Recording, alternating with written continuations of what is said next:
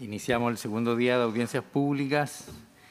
En primer lugar, en este bloque tiene la palabra el Partido Amplitud y el Comité de Senadores del Partido por la Democracia. Expone Ciro Colombara hasta por 20 minutos. Tiene la palabra. Muchas gracias, señor presidente. Efectivamente, comparezco en representación de los senadores Isabel Allende, Adriana Muñoz, Pedro Araya, Alfonso Urresti, Guido Girardi, Alejandro Guiller, Felipe Arboe, Ricardo Lagos, Juan Pablo Letelier, Carlos Montes, Alejandro Navarro, Lili Pérez, Jaime Quintana, Rabindranath Quinteros, Fulvio Rossi y Eugenio Tuma, que obviamente pertenecen o son parte, también lo hago por el Comité de Senadores del PPD, del PS, independientes, y en el caso de la senadora Lili Pérez, del Partido Amplitud. Hago esta referencia, excelentísimos señores, porque a quienes represento en definitiva es a 16 senadores frente a los requerimientos, a dos requerimientos, uno presentado por 12 senadores y otro presentado por 36 diputados. Y por lo tanto, a quienes represento son buena parte del Senado cuya voluntad se manifestó en el proyecto de ley que ahora se cuestiona. Y voy a solicitar, en virtud de los argumentos que voy a señalar, que se rechacen ambos requerimientos por ser el proyecto de ley acorde con la Constitución política y con el derecho internacional de los derechos humanos. Y específicamente voy a centrar la exposición, en primer lugar, la presentación escrita que entregamos dentro del plazo, y voy a complementar esa presentación escrita entregada el día lunes con algunos argumentos adicionales.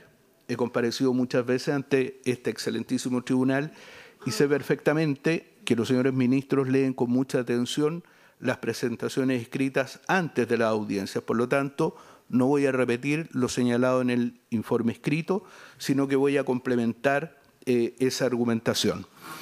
Y quiero primero hacer una precisión, usted ilustrísima, excelentísima, que me parece relevante. Quiero valorar la decisión del Tribunal Constitucional de celebrar audiencias públicas respecto a un caso de tanta relevancia, de tanta importancia para Chile, pero también a nivel internacional, porque permite que todos los actores sociales hagan exposiciones jurídicas fundando una u otra posición, de manera de que ustedes puedan tomar una decisión de fondo teniendo todos los argumentos sobre la mesa. Y en segundo lugar, quiero valorar y quiero felicitarlos por haber estado todo el día de ayer y también, supongo, el día de hoy escuchando cada una de las audiencias. La verdad es que pensé que iban a haber ausencia de los ministros, pero veo que han seguido con muchísima atención todas las exposiciones, lo que es particularmente valorable desde la perspectiva del funcionamiento de nuestro sistema. Eso la sociedad lo valora muchísimo.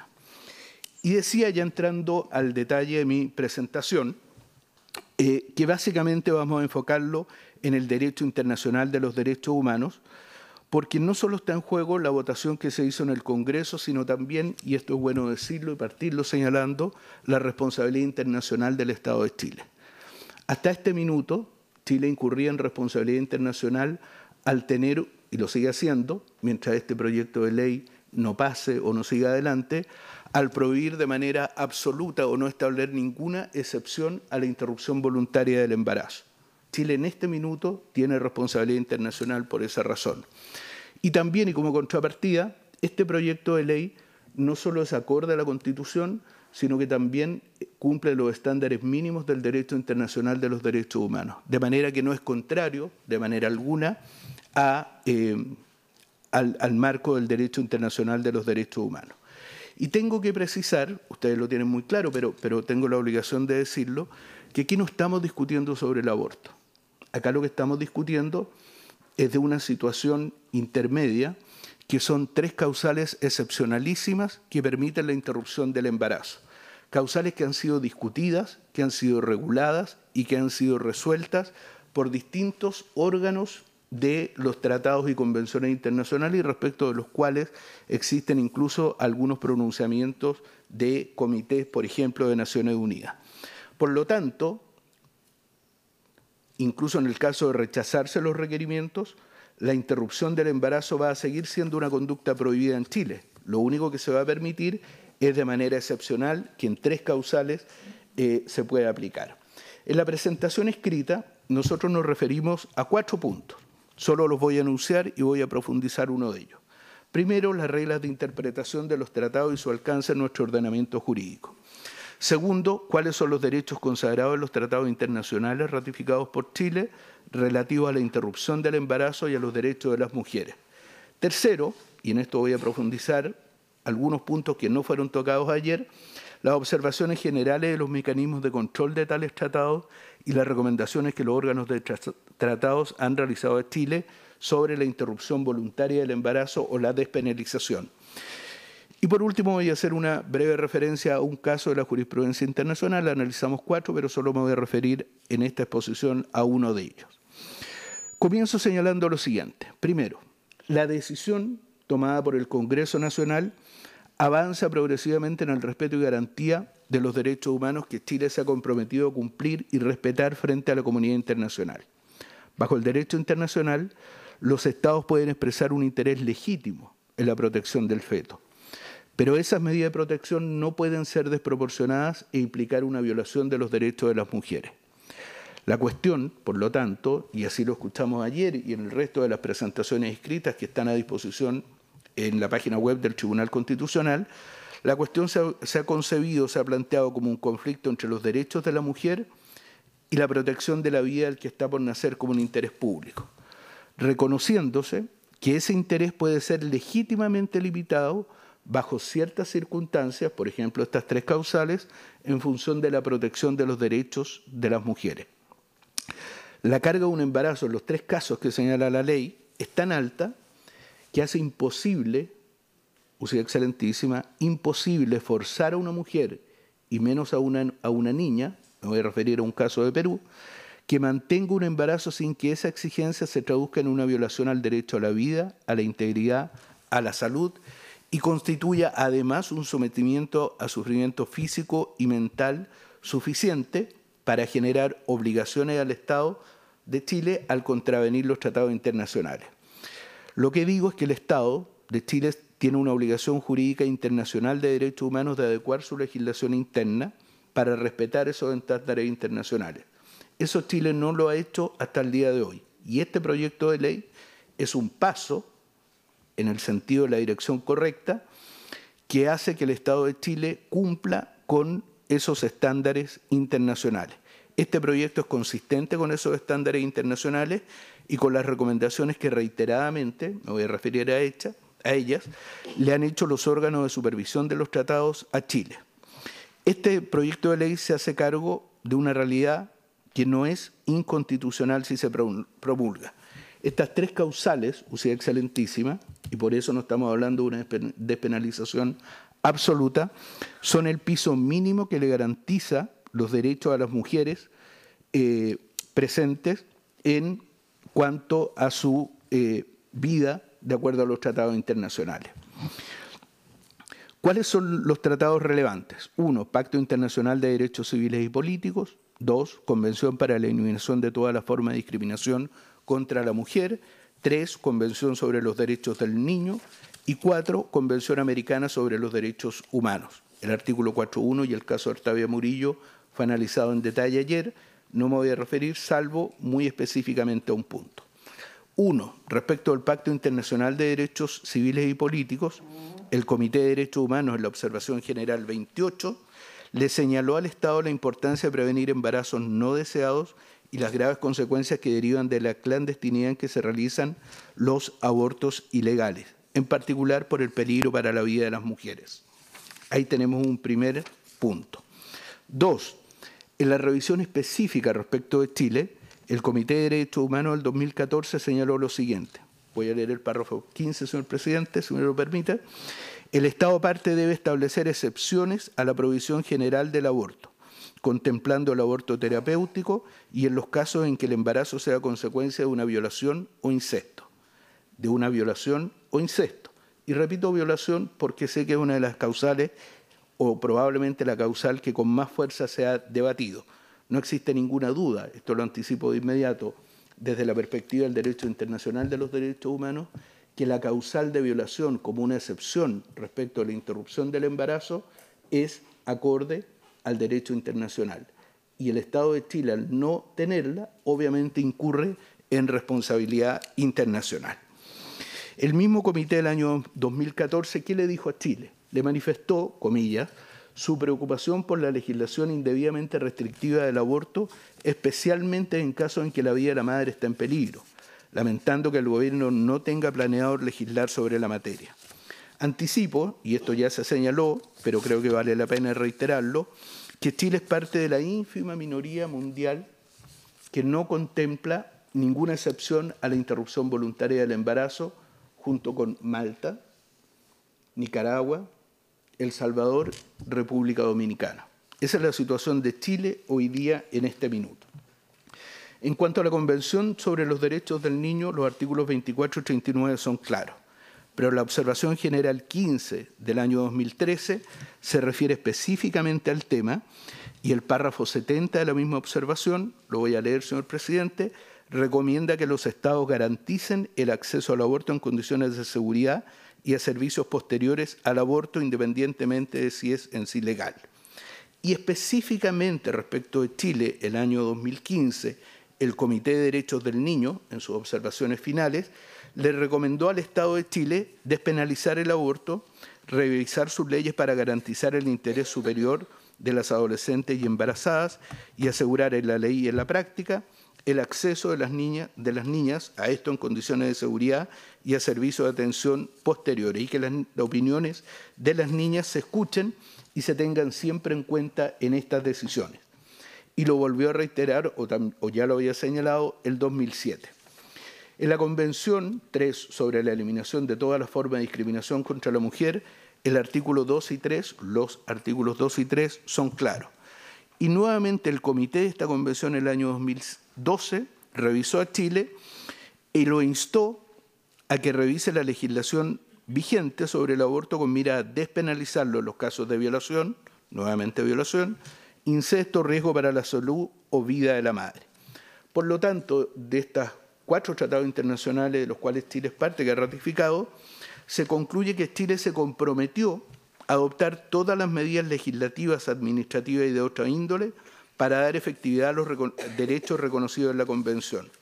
Y lo cierto, Usía Excelentísima, es que Chile hasta el día de hoy no lo ha hecho y solo con este proyecto de ley avanza en el sentido correcto de manera de adecuarse a los estándares internacionales en esta materia. El último es la Convención Americana de Derechos Humanos, artículo 4.1, que solo voy a anticipar porque ya fue analizado, fue referido en un sentido u otro ayer y también en los requerimientos. Resulta que respecto de la interpretación es necesario considerar los trabajos preparatorios de la Convención, ya que fue la Comisión Interamericana la que propuso agregar las palabras en general, con el propósito expreso de conciliar esta norma con las legislaciones locales que permitían la interrupción del embarazo bajo ciertas circunstancias. Sobre jurisprudencia internacional solo voy a hacer referencia, 1, caso Artavia Murillo, ya ha sido analizado, se refiere a la fecundación in vitro, es de la Corte Interamericana contra Costa Rica, pero tiene consideraciones que son relevantes y voy a terminar mi exposición con eso. 2, solo lo menciono y este caso es muy relevante para Chile, el caso KL versus Perú de 2005 del Comité de Derechos Humanos de Naciones Unidas, en que en definitiva el Comité de Derechos Humanos determinó violados los artículos 2, 7, 17 y 24. Un tercer caso o jurisprudencia internacional relevante en esta materia es el caso LMR versus Argentina del Comité sobre la Convención para la Eliminación de toda forma de discriminación contra la mujer de Naciones Unidas, en que el Comité de Derechos Humanos resolvió que Argentina era responsable de violar los artículos 3, igualdad, 7, derecho a no sufrir tratos crueles, inhumanos y degradantes, y 17, privacidad, del Pacto de Derechos Civiles y Políticos, por negar la interrupción legal del embarazo a una mujer joven con discapacidad mental víctima de una violación sexual. El caso peruano y argentino de los comités respectivos son claramente aplicables a la situación que hasta hoy día tenemos en Chile. Y quiero señalar, me quiero acercar a un argumento que se señaló ayer, porque si bien es cierto, ambos requerimientos, y por eso estamos hablando de derecho internacional de los derechos humanos, dedican capítulos relevantes y argumentación importante a señalar que el proyecto de ley no solo sería contrario a la Constitución, sino también al derecho internacional de los derechos humanos, y por eso estamos enfocando esta exposición desde esa perspectiva. Ayer se señaló en 2 presentaciones, se hizo una valoración crítica, negativa o subvalorativa respecto de lo que se denominó soft law a propósito de las recomendaciones de los comités de Naciones Unidas u otros. Y lo cierto, y usted excelentísima lo sabe muy bien, que estos comités son órganos convencionales creados por los mismos tratados. Cuando Chile ratifica un tratado, se compromete o se obliga no solo a cumplir la literalidad o las normas contenidas en ese tratado, sino también se pone a disposición del control de los comités u órganos o mecanismos de control que esos mismos tratados establecen. De otro modo, Chile no concurriría o no emitiría informes, por ejemplo, cada 4 años respecto de algunos comités. Y detrás de eso, y lamento decirlo porque quien lo afirmaba representaba una universidad, la única explicación es una profunda ignorancia respecto de qué se trata un tratado internacional y a qué se obliga el Estado cuando ratifica un tratado. Reitero, no solo la literalidad, sino también se somete a los comités o a los órganos de vigilancia que los mismos tratados establecen.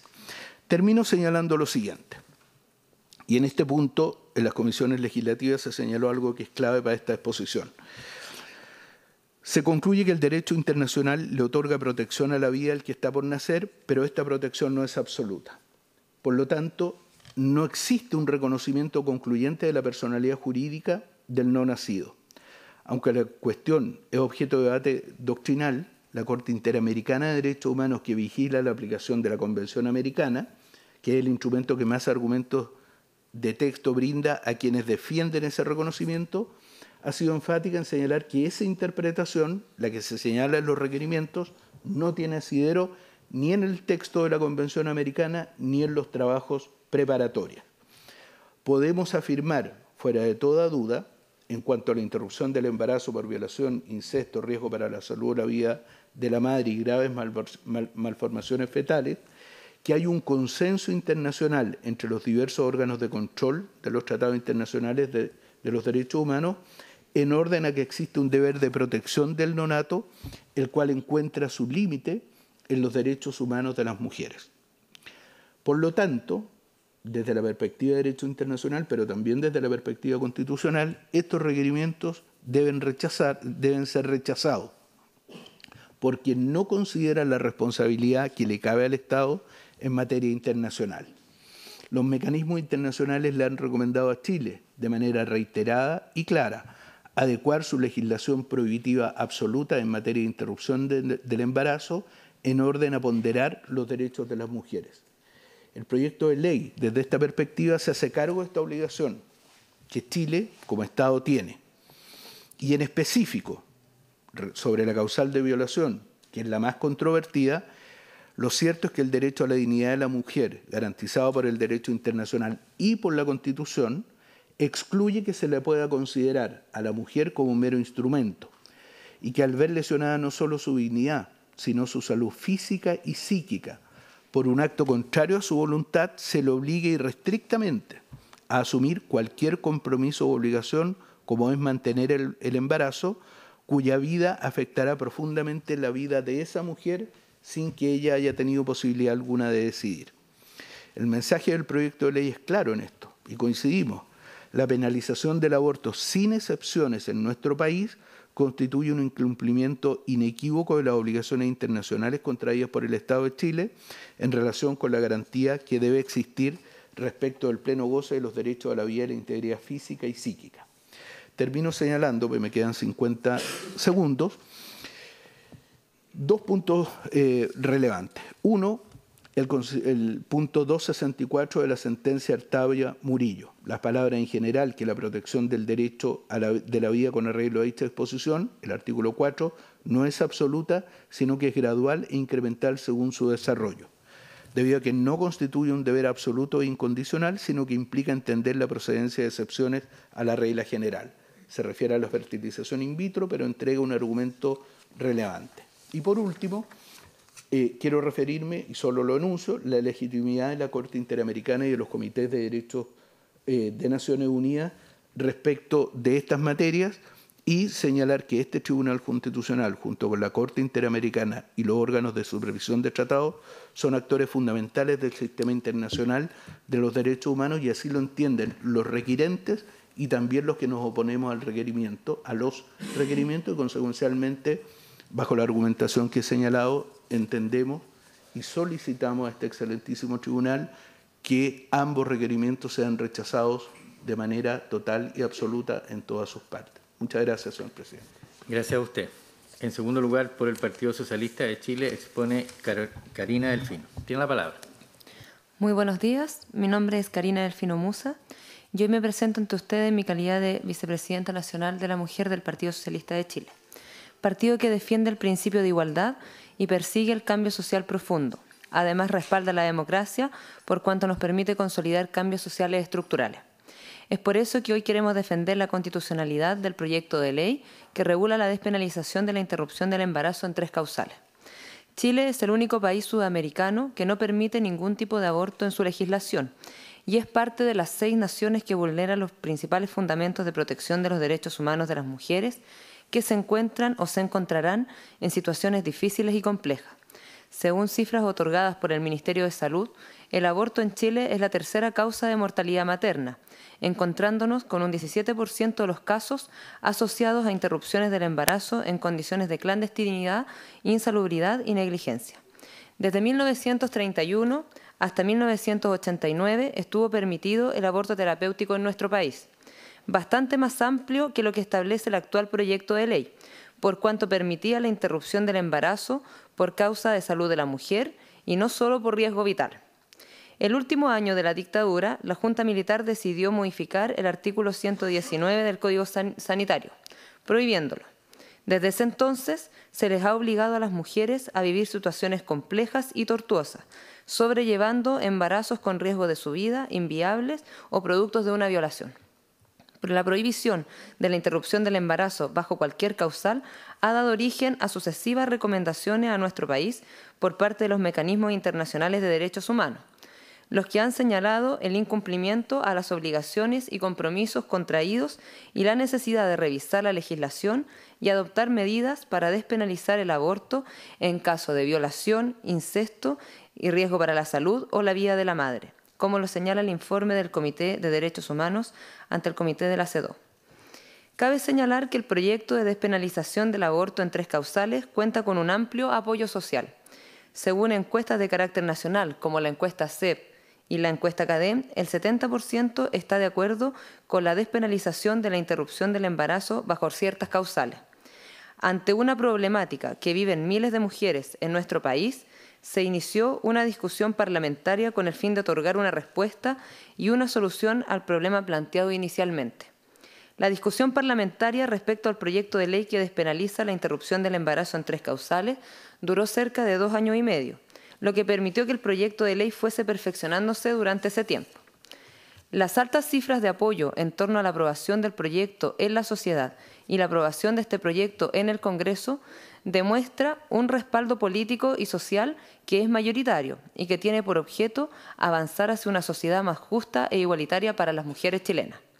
Si bien es legítimo que se realicen consultas sobre la constitucionalidad de los proyectos de ley al órgano que corresponde, es lamentable que se utilice esta fórmula con el fin de frenar proyectos cuando se ha sufrido una derrota política luego de una larga tramitación en el Congreso Nacional. Es por esto que le solicitamos a este Tribunal Constitucional que respete las mayorías políticas y sociales que han sido expresadas en las instancias institucionales correspondientes. Las causas en que se regula la interrupción voluntaria del embarazo se fundamenta en la defensa a la vida y la dignidad de las personas. Se basa en no obligar a ninguna mujer a sufrir una situación tan tortuosa como llevar a cabo un embarazo inviable o un embarazo producto de una violación. En el caso del riesgo de la vida de la madre, se está protegiendo el derecho a la vida y permite que la mujer tenga acceso a los tratamientos médicos necesarios para poder preservarla. En el caso de la inviabilidad fetal, se intenta alejar la casuística médica por medio de regulación jurídica, evitando el tremendo daño psíquico, flagelante y vejatorio al que se ven sometidas muchas mujeres al sobrellevar un embarazo que ha sido diagnosticado como inviable. No se trata de obligar a interrumpir el embarazo en el caso de que esto sucediese, sino de tener la opción de decidir libremente el término o no del embarazo cuando éste es inviable, siendo la mujer quien pueda decidir cuándo es el mejor momento para vivir su propio duelo. En el caso de la violación, es inevitable pensar en el efecto traumático que esta situación genera en la mujer y tantas veces en las niñas. La violación es la forma más extrema de violencia de género. Según el Ministerio Público, 17 personas son víctimas de violación y 34 de abusos sexuales diariamente. En total, según las autoridades de la Fiscalía, día a día se cometen 52 delitos de este tipo, 38 de los cuales afectan a menores de edad. Y esta cifra esconde un enorme subregistro debido a que se estima que la gran mayoría de los casos no se denuncian. Son las mujeres y las niñas de sectores más pobres sus principales víctimas. ¿Qué duda cabe que la violación tiene cara de niña vulnerable? Para nadie es una novedad que de las 3 causas que el proyecto establece, la despenalización por causa de violación ha sido la que ha generado mayor resistencia en el debate legislativo, y su aprobación es fundamental para avanzar en una sociedad más igualitaria. En efecto, ¿qué saca hoy una niña o una mujer de denunciar la violación que le causó el embarazo si deberá continuar con aquel embarazo? Hoy la sociedad permite que se encubra este terrible delito que tendrá gravísimas consecuencias para la niña o la mujer durante toda su vida. Señores magistrados, toda su vida. Pedimos que tenga el derecho a decidir si quiere seguir adelante o no con ese embarazo. Ella no decidió cuando la violaron. Permitámosle decidir respecto a ese embarazo. En cada una de estas causales, lo que se busca es proteger la dignidad, el derecho a la vida y a la integridad física y psíquica de la mujer, permitiendo que sea la propia mujer la que tome la decisión respecto al embarazo en alguna de las causales que contempla el proyecto de ley. Y con ello, cumpliendo con una premisa propia de las sociedades civilizadas, la prohibición de la tortura y de tratos vejatorios a las personas. Finalmente, tenemos la convicción de que este proyecto no solo es un avance fundamental respecto a los derechos de las mujeres chilenas, sino que también está dentro del marco de la constitucionalidad de nuestro país. La Constitución política obliga al legislador a proteger el derecho a la vida, la salud, la igualdad y la dignidad de las mujeres. En derecho comparado, varios países han abordado este tema en condiciones jurídicas similares, donde las Cortes internacionales y el poder legislativo de países como Alemania, Portugal, España, Canadá, Estados Unidos y Colombia han fallado a favor del aborto, no encontrando ningún tipo de inconstitucionalidad.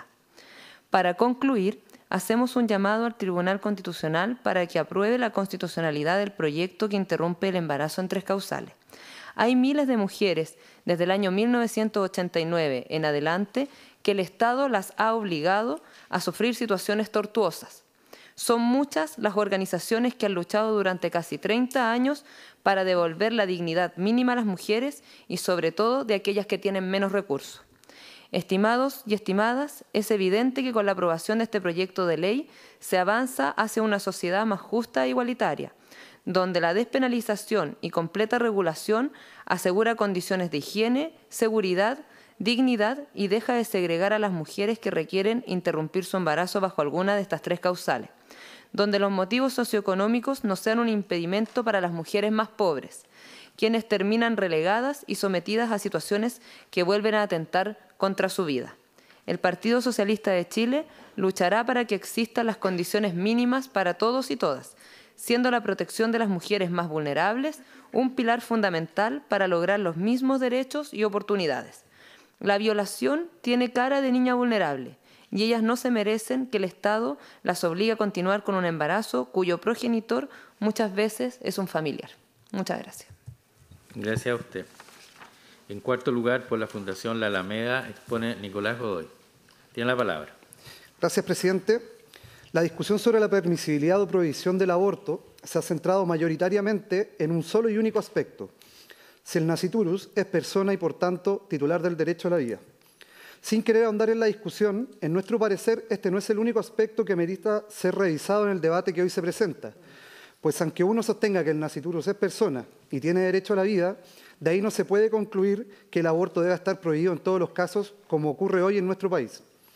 Un ejemplo de esto lo representa el Tribunal Constitucional alemán, que en su emblemática sentencia del año 1975, donde declaró que el nasciturus tiene derecho a la vida, no obstante considerar la constitucionalidad del aborto en determinadas circunstancias.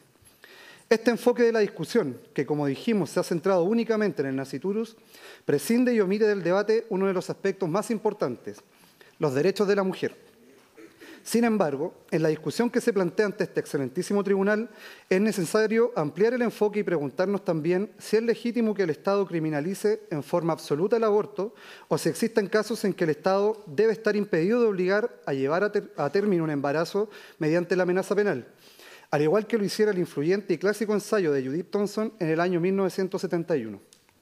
Así entonces, compartimos acá que el problema puesto en conocimiento de este excelentísimo tribunal sobre la posibilidad de interrumpir voluntariamente el embarazo en 3 causales no consiste en decidir sobre el momento en que comienza la vida, sino en cómo hacerse compatible la autonomía y otros derechos constitucionalmente consagrados en favor de las personas con el mandato de protección de la vida del que está por nacer. Es decir, citando acá al rector Carlos Peña, lo que se debe discutir en cada una de las hipótesis que el proyecto plantea no es cuál sea el origen de la vida humana o si la vida humana tiene o no valor. Lo que debe discutirse es una cuestión distinta que cabría subrayar: si acaso una sociedad puede imponer coactivamente a las mujeres obligaciones que, bajo cualquier respecto, equivalen, por decirlo así, a actos moralmente heroicos, actos supererogatorios. La Constitución chilena consagra en su artículo 19 un catálogo de derechos estructurado a partir de una serie de declaraciones normativas con lenguaje vago, abierto e indeterminado, que debe ser concretado por los intérpretes de la Carta Fundamental. Se ha entendido así que las normas del catálogo de derechos de la Constitución están estructuradas en general como principios. El jurista Robert Alexy ha definido los principios como normas jurídicas que ordenan que algo sea realizado en la mayor medida posible, de acuerdo con las posibilidades fácticas y jurídicas. Así, los principios son mandatos de optimización que se caracterizan porque pueden ser cumplidos en diferentes grados. Al interpretar los derechos constitucionales se debe buscar la eliminación de los sistemas que establecen jerarquía entre ellos, prevaleciendo en la labor interpretativa un balanceo de derechos en colisión que permita la vigencia de todos. Y en este escenario cobra vital importancia para la interpretación de los derechos en colisión el principio de proporcionalidad, cuya aplicación, a través de un ejercicio de ponderación, hace posible una toma de decisión clara en la materia. El mecanismo de ponderación obliga a realizar un juicio de precedencia condicionada que consiste en determinar cuál de los principios obtendrá una aplicación preferente, prestando especial atención a las condiciones fácticas y jurídicas del caso concreto. Para el caso de revisión constitucional de los proyectos de ley que despenalizan el aborto, siguiendo a la profesora Verónica Undurraga, sostenemos que la ponderación requiere que los jueces no solo declaren que la protección de la vida por nacer es un deber constitucional o un interés jurídicamente relevante, sino que además evalúen la efectividad de la norma penal para proveer esta protección. Es decir, y citando textualmente a la profesora, el análisis de efectividad exige a los jueces considerar los efectos negativos de la penalización y compararlos con los beneficios que se le atribuyen, y en consecuencia considerar medidas alternativas de protección que puedan ser igualmente efectivas, pero que produzcan menos desventaja. Así entonces, la labor del juez constitucional consiste en analizar la legitimidad de la amenaza penal y su consecuente restricción en los derechos constitucionales de las mujeres. En la línea de análisis antes expuesta se ha pronunciado el Tribunal Constitucional de Portugal. En la sentencia del año 2010 que declara la constitucionalidad de la ley de aborto, el Tribunal Constitucional, al realizar un ejercicio de ponderación, sostuvo, cito textual: dado que la sanción penal es un instrumento más gravoso de intervención, con la consiguiente prioridad de aplicación desde ese punto de vista, de cualquier otro que lo sea menos, su utilización no puede resultar sin más de la eventual insatisfacción provocada por otros instrumentos de tutela. Debido a la ineficiencia de otros medios, no se puede deducir automáticamente la eficiencia de la ley penal. La utilización del derecho penal solo se legitima cuando se le atribuye como requisito mínimo eficiencia. Existen diversos estudios que han intentado arrojar conclusiones sobre la efectividad de la prohibición y sanción penal del aborto. La evidencia muestra que la utilización del derecho penal no tiene una incidencia directa en la menor cantidad de abortos y que existen otros factores que inciden en la materia, como el acceso a métodos anticonceptivos o condiciones sociales y económicas, entre otros.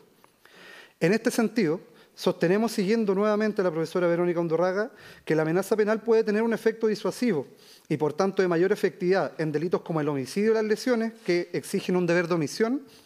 En cambio, la situación varía en el caso de la criminalización de aborto, ya que la prohibición penal no solo impone un deber de omisión, sino que también supone cumplir las múltiples y demandantes exigencias que significa sobrellevar un embarazo y hacerse cargo de la crianza de un hijo o hija, más aún en las circunstancias reguladas por el proyecto de ley aquí cuestionado.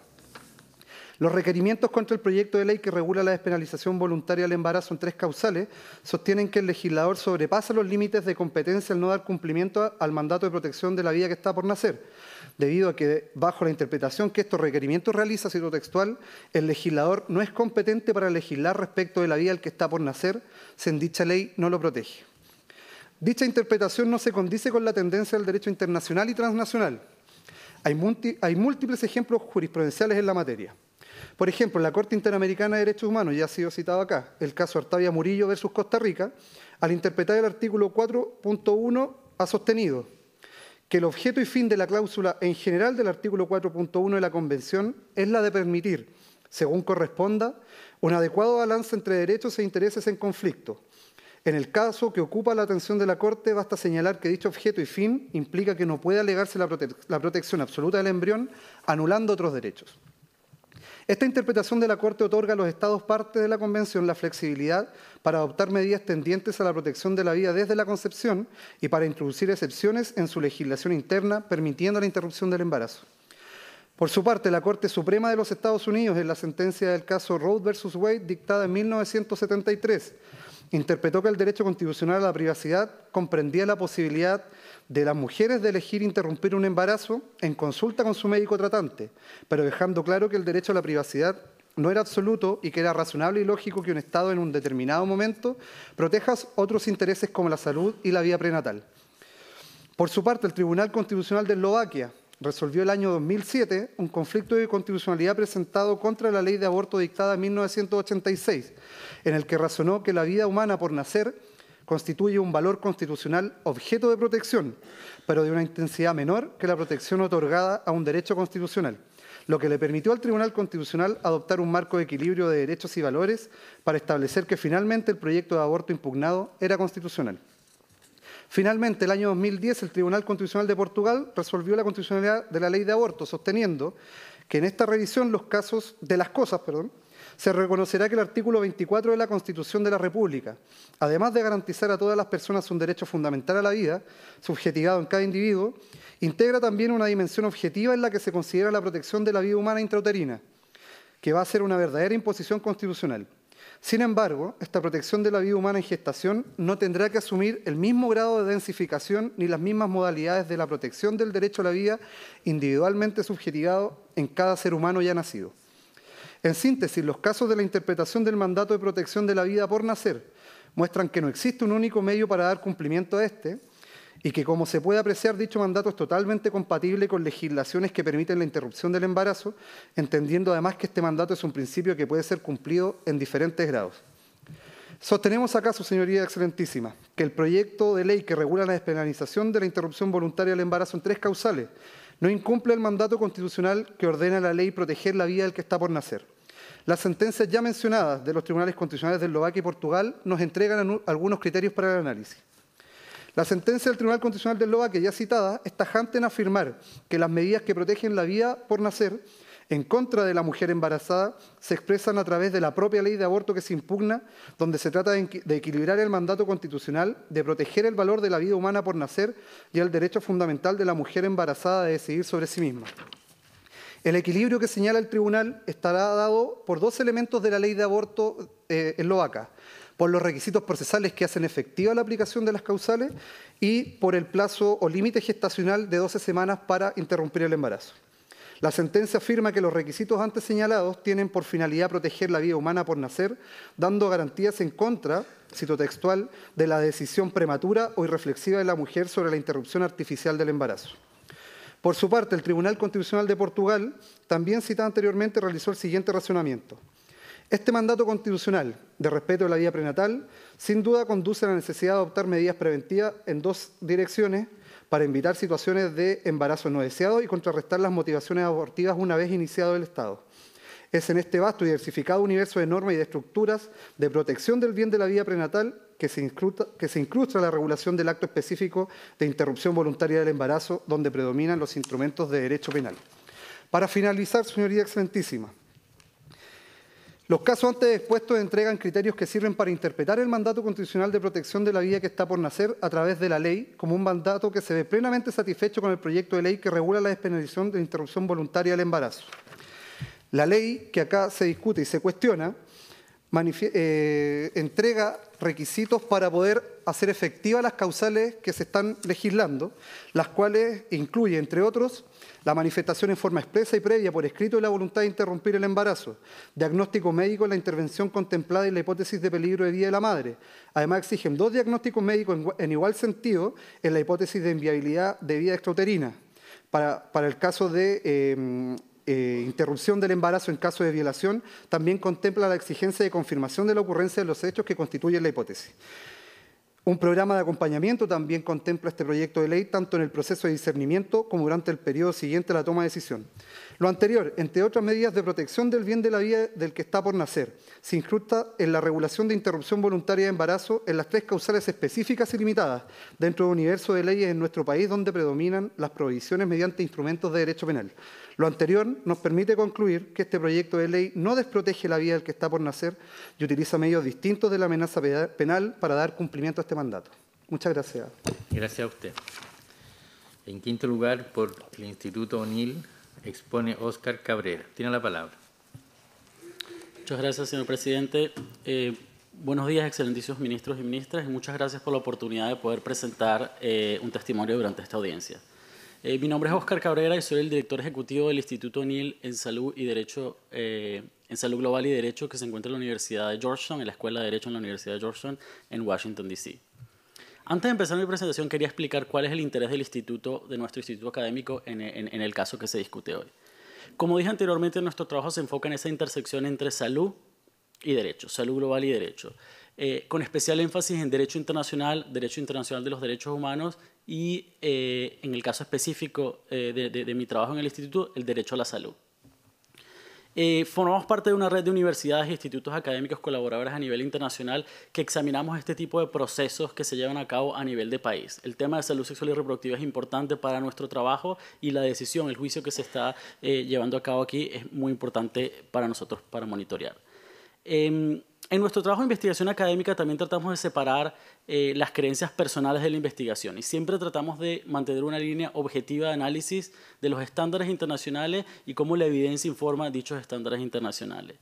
Y adicionalmente nuestro trabajo también busca tener un impacto real, no solo trabajo académico teórico, sino transformar ideas académicas en impacto y cambio social. Como parte de este proyecto de investigación, en los últimos meses hemos estado examinando este debate constitucional con académicos con los que colaboramos en España, Alemania, Estados Unidos, Canadá y en general la comunidad internacional, la cual sigue de cerca el debate que hoy nos convoca. Y un ejemplo que quería mencionar, que hace un par de semanas me reuní con un colega, un profesor de Derecho Constitucional de la Universidad de Deusto en Bilbao, y él, que también es una universidad jesuita, y él me comentaba que el debate sobre el aborto lo llevaba a reflexionar porque por una parte él tenía profundas creencias religiosas. He sido criado en la Iglesia Católica, trabajaba en una universidad jesuita, pero sabía que que académicamente tenía que ser honesto y dar un debate jurídico riguroso. Y después de hacer su análisis sobre el aborto en el contexto constitucional y derecho internacional, concluía que desde el punto de vista jurídico no existe hoy ningún argumento que justifique una penalización total del aborto. Por el contrario, los estándares de derechos humanos y derecho comparado indican de manera sistemática que los estados deben garantizar un mínimo de indicaciones. Aunque esto ya se discutió en detalles, inclusive en las presentaciones de esta mañana, solo quería mencionar que para muchos de los académicos con los que hablábamos, era difícil entender que un debate que se saldó y se superó hace más de 30 años en la mayoría de sus países todavía era un tema de controversia en algunos países en América Latina y en este caso en particular. En la jurisprudencia de sus países está claro hace mucho tiempo que el debate no era sobre si existe una protección a la vida prenatal, sino que incluso cuando se reconoce ese mandato constitucional, se entiende que todas las indicaciones ahora despenalizadas en Chile constituyen conductas no exigibles jurídicamente. Muchos de los académicos con quienes hemos colaborado también resaltaban que en el caso chileno se discute un mínimo de mínimo, ya que ni siquiera se incluye la causal salud que estaba incluida en los debates constitucionales que se llevaron a cabo en sus países. Desde el punto de vista de la comunidad internacional, y esto también se mencionó esta mañana, así que disculpen que soy un poco repetitivo hoy, cuesta creer que Chile siga estando en una lista con países como Nicaragua, El Salvador, República Dominicana y Malta, y también vale la pena resaltar que es el único de los 35 países de la OCDE, Organización para la Cooperación y Desarrollo Económico, que todavía penaliza absolutamente el aborto. El único de los 35 países de la OCDE. Ahora bien, voy a entrar directo a hablar de derecho internacional de los derechos humanos y con especial énfasis en la causal salud. Y antes de hacer eso, voy a tomar esta oportunidad para hacer un comentario un poco más a título personal y después voy a hacer el análisis más institucional que desarrollamos.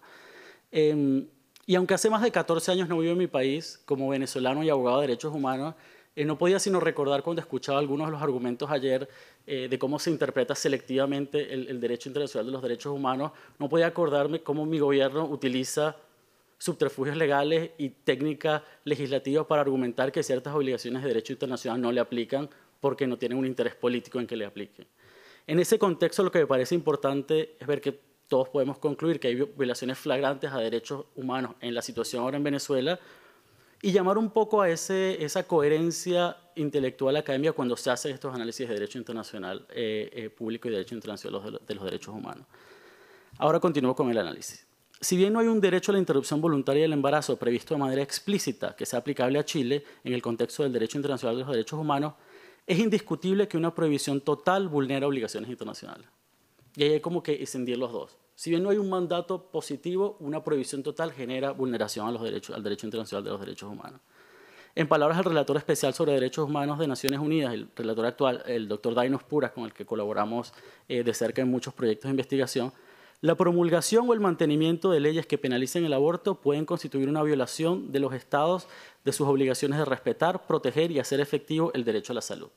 En este contexto a nosotros nos parece que es muy claro que no hay un área gris de interpretación sobre lo que establece el derecho internacional de derechos humanos. El derecho a la salud establece la obligación de los estados de garantizar el disfrute del más alto nivel de salud física, mental y social de toda persona, lo que incluye el acceso a una gama completa de servicios de salud. Este derecho, que sí está consagrado en diferentes instrumentos internacionales, genera una obligación de despenalización de la interrupción voluntaria del embarazo, por lo menos en un mínimo de indicaciones, y hay un acuerdo sobre cuáles son estas circunstancias mínimas. En este sentido, el Comité de Derechos Económicos, Sociales y Culturales ha reconocido que el aborto es una parte integral del derecho a la salud. La Comisión Interamericana de Derechos Humanos ha también establecido la importancia de reconocer el aborto terapéutico como un servicio de salud especializado que las mujeres requieren. Podría seguir citando múltiples estándares internacionales, los cuales se han hecho referencia esta mañana y ayer, pero por razones de tiempo invito a este excelentísimo tribunal a referirse a nuestro amicus que presentamos en el caso en cuestión, en el cual desarrollamos estos argumentos en mucho más detalle, especialmente en el contexto de derecho a la salud. Ahora sí me gustaría enfocarme en la causal violación, la tercera causal, en particular los casos de violaciones de niñas. Los embarazos infantiles que resultan de estas violaciones son particularmente preocupantes desde una perspectiva de salud pública y derechos humanos. En nuestro estudio, un proyecto de investigación que realizamos en la región, Vidas Robadas, analizamos el impacto de maternidad forzada en la salud física, mental y social de las niñas víctimas de violación en América Latina. El estudio concluye que cuando se niega la prestación de servicio de interrupción voluntaria del embarazo, se genera una afectación emocional que puede llevarlas a considerar el suicidio o al suicidio mismo. Adicionalmente, se documentaron incidencias altas de depresión y estrés postraumático. Según Juan Méndez, el relator de tortura de las Naciones Unidas, el sufrimiento mental que experimenta una mujer obligada a llevar a término un embarazo resultado de una violación contra su voluntad llega a ser considerado un trato cruel, inhumano y degradante. Y cuando hablamos de embarazo infantil, adicionalmente a las violaciones de derecho a la salud, violaciones de la prohibición de trato cruel, inhumano y degradante, también hay violaciones claras a la protección del interés superior de la menor. Según la Organización Mundial de la Salud, en América Latina, el riesgo de muerte materna es 4 veces más elevado en las adolescentes menores de 16 años que en mujeres veinteañeras. Y las niñas menores de 15 años sufren tasas considerablemente más altas de complicación durante el embarazo que las mujeres mayores. En casos de embarazos infantiles, las niñas que se convierten en madres tienen menor probabilidad de terminar la escuela y más probabilidad de tener empleos mal remunerados, de recibir asistencia social durante los años siguientes al nacimiento y sufrir mayores niveles de pobreza. Sabemos que en Chile, según el Ministerio de Salud, en el año 2014, 852 niñas entre los 10 y 14 años sufrieron maternidad forzada. Como dijo ayer la profesora Lidia Casas, es verdad que la causal violación tiene cara de niña, y de hecho también se comentó esta mañana lo que yo iba a agregar, es que yo iba a agregar que era una cara de niña pobre en situación de vulnerabilidad. Por esta razón resulta aún más importante realizar un análisis integral de las obligaciones de derechos fundamentales, ya que si se persigue el goce efectivo de los derechos humanos, hay que enfocarse en el efecto desproporcionado que la prohibición total del aborto tiene en las niñas y mujeres en situación de mayor vulnerabilidad, y en cómo este tipo de prohibición penal continúa exacerbando inequidad a nivel social. Mantener la penalización del aborto en esta causal normaliza el trato de niñas como máquinas reproductivas y menosprecia sus proyectos de vida, por lo que es necesario y urgente abordar este tema como una problemática de salud pública, derechos humanos, equidad de género y justicia social.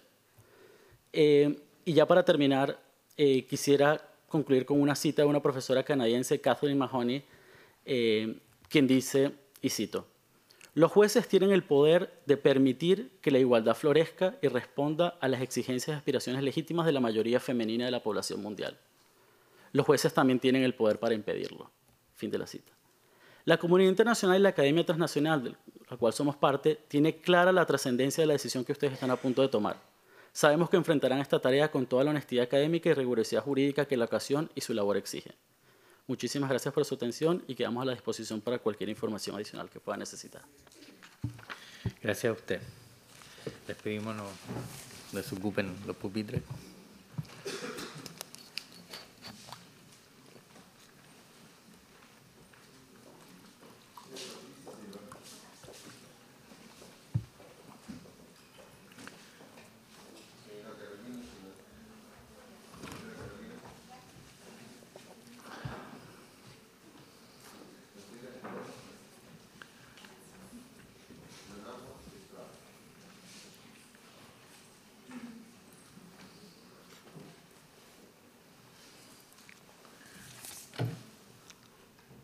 ¿Es el que faltaba?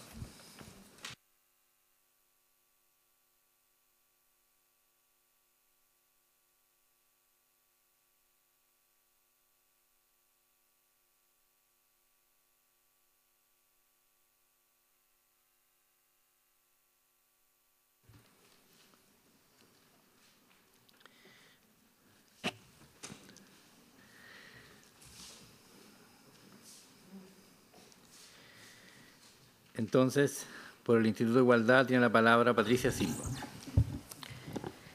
Excelentísimo Tribunal, abogada Patricia Silva Meléndez, representación del Instituto de Igualdad. Hemos entregado oportunamente un documento que desarrolla más en extenso nuestro planteamiento, así que vamos a abordar de manera breve algunos aspectos que nos parecen importantes relevar. Primero, señalar que para el Instituto de Igualdad el aborto es una realidad social compleja. Por ello, el legislador, ¿no es cierto?, ha decidido abordarlo despenalizando específicas causales: riesgo de vida de la madre, inviabilidad del feto y violación. Es una causal, un problema de salud, atentatorio a los derechos a la vida, la integridad física y psíquica de las mujeres, con un alto componente de discriminación, de desigualdad social, según la posición y ubicación que tengan las niñas, adolescentes y mujeres obligadas a no poder interrumpir un embarazo bajo circunstancias limítrofes, inhumanas, como vivir un embarazo sabiendo que es a costa de su propia vida, o vivir un embarazo sabiendo que será inviable, vivir un embarazo producto de una violación. ¿Puede el Estado seguir obligando a niñas, adolescentes y mujeres a tener una conducta realmente heroica o santa en estos casos extremos, bajo pena de sanción penal? La respuesta claramente es no. El aborto es un tema de temprana regulación en nuestro país. El año 1931, Chile ha sido, como ustedes bien saben, pionero en el mundo en materia de desarrollo de políticas de salud y planificación familiar. Desde el año 31, durante el primer gobierno de Ibáñez, hasta el final de la dictadura cívico-militar, en diciembre de 1989, estuvo permitido el aborto terapéutico y por gobiernos de distintas orientaciones políticas. Lo mantuvieron el gobierno de Ibáñez, Alessandri, Aguirre Cerda, Ríos, González Videla, el segundo gobierno de Ibáñez, Alessandri, Frei Montalva, Salvador Allende e incluso durante todo el periodo completo de la dictadura cívico-militar. Es decir, desde 1931, 58 años en que esto no fue tema. Imagino que concordarán con nosotros que de estos 9 gobernantes nombrados, a la gran mayoría no se les puede calificar ni de izquierdista ni menos de feminista. En Chile es uno de los pocos países que ya se han enumerado, ¿no es cierto?, ante quienes me antecedieron, del planeta en que hoy día se prohíbe la interrupción del embarazo en toda circunstancia. Ayer un expositor señalaba que ningún tratado ni convención obligaba a ningún Estado a tener una ley de aborto. Obvio, ya todos la tienen, no es necesario hoy día hacerlo. El proyecto de despenalización en 3 causales contiene y concita un amplio apoyo ciudadano, más del 70%, como ya se ha señalado en reiteradas oportunidades. Hoy nuestra sociedad no solo acepta, sino exige contar con una legislación en esta materia. Este proyecto no obliga a la interrupción del embarazo en alguna de las 3 causales, lo que hace es garantizar para aquellas que decidan hacerlo a contar con condiciones dignas para realizarlo de manera segura y oportuna. Otro aspecto que nos parece relevante de tener presente por el Tribunal al momento de resolver es el principio de deferencia razonada al legislador, así como la presunción de constitucionalidad de sus actos. Permitieron a este excelentísimo Tribunal desechar requerimientos que pretenden que se declaren contrario a la Constitución el proyecto de ley discutido en estos autos. Ambos principios han sido reconocidos por la jurisprudencia de esta misma magistratura y debieran ser aplicados en este caso, porque el proyecto de ley es producto de una larga deliberación democrática, en la cual todos los puntos de vista relevantes han sido expuestos vía comisiones, incluyendo la discusión sobre su constitucionalidad. Hoy estamos aquí repitiendo nuevamente 131 organizaciones, argumentos ya entregados. Se concluyó que ninguna disposición del texto fundamental impediría aprobar el contenido íntegro del proyecto de ley que se encuentra hoy día discutiendo. El proyecto de ley cumple con todos y cada uno de los estándares de las más altas deliberación democrática, por lo cual su valor epistémico resulta innegable y no puede ser desconocido. Este principio ya ha sido reconocido incluso por la jurisprudencia de este mismo tribunal. Comillas, la judicatura constitucional debe ser respetuosa de las decisiones que adopta el legislador, porque se trata de un órgano dotado de legitimidad democrática directa y que en el ejercicio de sus atribuciones también se constituye en un intérprete del texto constitucional. La declaración de inconstitucionalidad procederá cuando no sea posible de ninguna forma conciliar el texto aprobado por el legislador con las disposiciones de la Constitución. En este mismo sentido, en cuanto al control de constitucionalidad de las normas penales, un razonamiento análogo se expresó en una sentencia que rechazó la inaplicabilidad de la norma que tipificaba la asociación ilícita. Este excelentísimo tribunal, al momento de evaluar dicha causa, señaló que el caso de las normas que establecen prohibiciones y castigos hizo uso del efecto deferente al legislador. En dichos contextos, esta excelentísima magistratura ha considerado que el soberano legislador ha actuado con la suficiente y debida razonabilidad que aplicó al momento de establecer las normas punitivas como realización de la política criminal, siendo el caso en análisis en el sentido inverso, es decir, la revisión de normas que establecen permisos o autorizaciones para ejecutar una acción que antes estaba prohibida. No hay razón suficiente, creemos nosotros, para que esta excelentísima magistratura aplique un criterio en el que se duda de la aptitud del legislador para establecer políticas asociadas al establecimiento de normas permisivas que devienen en despenalizaciones de ciertas acciones. Por consiguiente, allí donde hubo diferencia con el legislador en relación a la validación, las normas que prohíben o castigan acciones, también debería haberlo en aquellas normas que despenalizan acciones a través de autorizaciones, como es el caso del proyecto que estamos hoy día revisando. Más aún, luego de una amplia, madura y reflexionada deliberación democrática sobre la razonabilidad de esta despenalización específica. Este excelentísimo tribunal no puede constituirse en un legislador negativo. En suma, este tribunal se ajustaría absolutamente a la distribución competencial diseñada en la Constitución si rechaza los requerimientos que pretenden impugnar la decisión democrática, pues corresponde presumirla constitucionalmente y por lo mismo ser deferentes con él. Su Señoría, las mujeres somos indudablemente titulares de derechos humanos y constitucionales y consideraciones ineludibles estas en la resolución del conflicto jurídico constitucional por el cual deben considerarse sus derechos a la vida, a la integridad física y psíquica, a la igualdad y a la salud. Es precisamente en el siglo XX en donde se salda una deuda milenaria y se inicia una incorporación de la mujer a la esfera pública, al reconocimiento de sus derechos en instrumentos internacionales, que están detallados y expresados específicamente en nuestro documento que presentamos con anterioridad. Nuestro país no es ajeno a esta realidad del resto del mundo occidental y durante siglos de vida republicana se ha producido una paulatina inserción de la mujer a la vida pública. Este proceso se inició, como ustedes bien saben, por el reconocimiento del derecho a la educación para luego concederse plenos derechos políticos, encontrándonos hoy día actualmente en reconocimiento de plena igualdad en materias laborales y otras materias y otros ámbitos. Hacemos presente, Señoría Ilustrísima, que en Chile se estableció el aborto terapéutico en 1931. Incluso antes que se reconociera el voto universal a las mujeres el año 1949. Estas consideraciones son imprescindibles en el juicio de proporcionalidad para determinar la plena legitimidad constitucional de despenalizar el aborto ante embarazos causados por el delito de violación o que pongan en riesgo la vida de la madre o que sean inviables. El requerimiento en discusión no solo pone en segundo plano los derechos de las mujeres, como se ha tratado de sostener, sino que derechamente ataca a su integridad, pues no resulta comprensible para nadie que desde el punto de vista del juicio de proporcionalidad de las normas obligar a una mujer embarazada a llevar a cabo un embarazo del cual va a tener serias consecuencias para su integridad física, como también para su salud, como es el caso que haya riesgos de la vida de la mujer embarazada. Sumado esto, que implica un sufrimiento emocional de importancia que sucede como sucede en la segunda causal, por inviabilidad del feto, y más aún cuando ha sido consecuencia de lesión sexual. La lógica detrás de dicha posición prioriza la potencial existencia del feto como persona con cargo a la decisión y al cuerpo de la mujer embarazada, y como ha sostenido en varios debates públicos, esto tiene como resultado la comprensión vacía del derecho a la vida como simple existencia, restándole el contenido a la dignidad de la existente. Su Señoría, en un Estado constitucional de derecho, el derecho penal es la última ratio, como lo han señalado muchos expositores que me han antecedido. La constitucionalidad del aborto en hipótesis similares o más amplias que las contenidas en este proyecto han sido declaradas por las principales cortes constitucionales del mundo, al menos por las cuales la Señoría ha hecho en reiteradas fallos habitualmente considerados en sus resoluciones, y el rechazo de los requerimientos interpuestos por los grupos parlamentarios será consistente con la más reciente, pertinente jurisprudencia de la Corte Interamericana de Derechos Humanos, que se detallaron en esta presentación.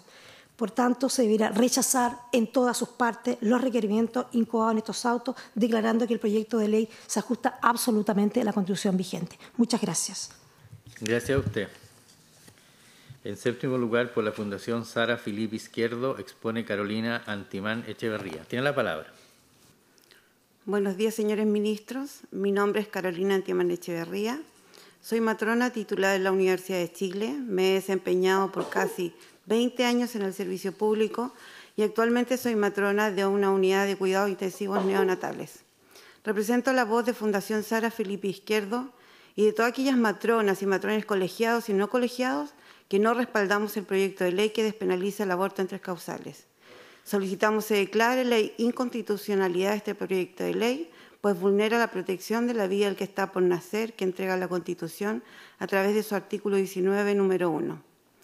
Hasta hoy somos uno de los pocos países que consagra en su Constitución la protección de la vida en nacituros y que además esta protección es realmente efectiva, penalizando toda forma de aborto a través del artículo 119 del Código Sanitario.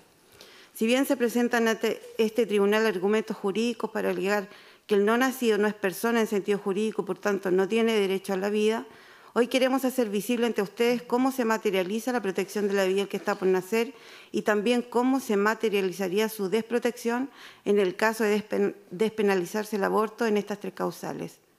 En el desempeño de nuestro rol acompañamos al binomio madre-hijo, otorgando una atención integral, igualitaria y no coartada por las circunstancias que dan origen a la gestación, la presencia o ausencia de patología materno-fetal, la edad gestacional y sexo. Nuestro trabajo, como mencionamos, se orienta a la atención de un binomio, madre e hijo. Todas las acciones de salud realizadas durante el control prenatal nacen a partir de la existencia de un ser humano diferente que se está desarrollando en el útero. El Estado otorga la protección al que está por nacer a través de la provisión de recursos humanos y materiales que permiten el cuidado del no nacido desde el primer control prenatal.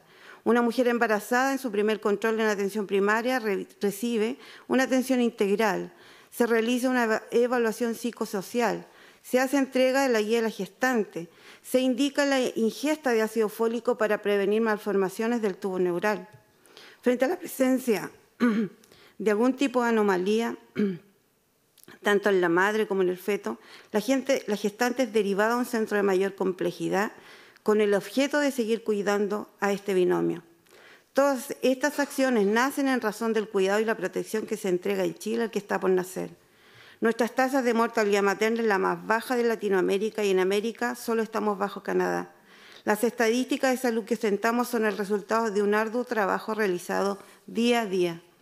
Este proyecto de ley no nace en el Ministerio de Salud, sino en el Ministerio de la Mujer, pues en Chile el aborto clandestino no es un problema de salud pública. No deseamos en esta audiencia alegar el estatus jurídico del no nacido, aunque creemos que es persona en sentido jurídico y por tanto sujeto de derecho. Solo nos sostendremos en la garantía constitucional de protección al que está por nacer. En el escenario de estas tres causales, podemos visualizar cómo se desprotege al niño en gestación, al que ya fueron entregadas todas las atenciones que mencionamos al comenzar esta audiencia. Desprotección que también se materializará en acciones de salud que busquen terminar con su vida. Estas tres causales en la actualidad nuestro país las enfrenta velando por el binomio madre-hijo. La redacción de la primera causal no es en ningún modo acotada. Como profesionales de la salud conocemos el concepto de riesgo vital y sabemos identificarlo en nuestras pacientes. Riesgo vital involucra una condición clínica que tiene riesgo de muerte o secuela funcional grave, de no mediar atención médica inmediata e impostergable. La definición obedece a la identificación de un estado actual y presente de riesgo. Sin embargo, la interpretación de esta causal en el proyecto dibuja la situación de riesgo vital como aquella en la que una acción, la interrupción del embarazo, evitaría un peligro para la vida. Es decir, interrumpir el embarazo evitaría un peligro para la vida. La paciente no se encuentra en riesgo vital actual y presente, pues el aborto se plantea para evitar ese riesgo. Riesgo vital es un concepto usado en salud. Peligro para la vida es un concepto muy amplio que no necesariamente está vinculado a una situación de urgencia en salud. En esta causal no existe definición de plazo. Para la interrupción del embarazo solo se debe contar con un diagnóstico médico, sin segunda opinión, sin necesidad de especialistas ni corroboración. En la segunda causal estamos hablando de diagnósticos que se realizan en su mayoría después de las 20 semanas. De las técnicas abortivas, por ejemplo, al revisar el manual de aborto sin riesgo de la Organización Mundial de la Salud, se establece que para después de las 20 semanas una recomendación importante es la inducción de la muerte fetal, utilizando una inyección de cloruro de potasio intracardíaca o a través del cordón umbilical. Esta acción no está destinada a evitar el dolor fetal, sino a impedir la sobrevida del feto luego de un aborto. A ello debemos sumar la técnica abortiva destinada a vaciar la cavidad uterina. Se puede tratar de un aborto médico o uno quirúrgico. La dignidad del ser humano no está contemplada en este proyecto de ley. Dentro de un proceso tan doloroso como este, el legislador debería tener presente que es un binomio el que está involucrado. Por una parte, los padres sufren al saber que su hijo padece una enfermedad de carácter letal, pero por otra no deben olvidar que el feto también sufre porque está enfermo y si su enfermedad es grave al punto de causarle la muerte, debería morir dignamente. La tercera causal en la que en general, aunque sea difícil identificarlo, no solo existe el drama humano de la madre, también hablamos de un feto de 12 o 14 semanas sano.